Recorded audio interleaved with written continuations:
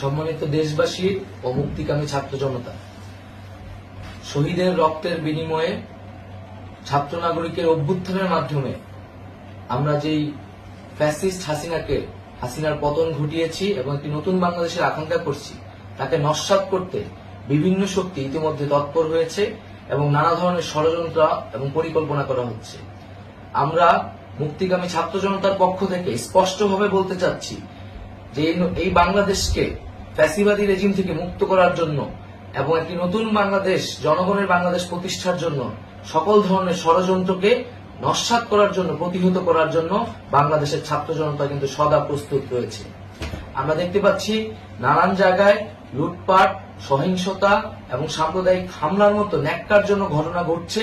আমরা এর তীব্র নিন্দা জানাচ্ছি এবং আমরা মুক্তিকামী ছাত্র জনতার প্রতি আহ্বান জানাচ্ছি যে এই ধরনের ঘটনাকে প্রতিহত করার জন্য আমাদেরকে প্রস্তুত থাকতে হবে, আমাদেরকে দায়িত্ব নিতে হবে।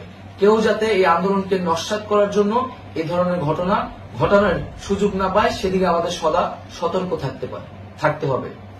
আমরা আরো দেখতে পাচ্ছি যে রাষ্ট্রপতি গতকাল বলেছিলেন যে অনতিবিলম্বে তিনি জাতীয় সংসদ বিলুপ্ত করবেন, কিন্তু আমরা এখনো দেখছি যে একটি অভ্যুত্থানের পরেও এই ফ্যাসিস্ট হাসিনার জাতীয় সংসদ রয়ে গেছে।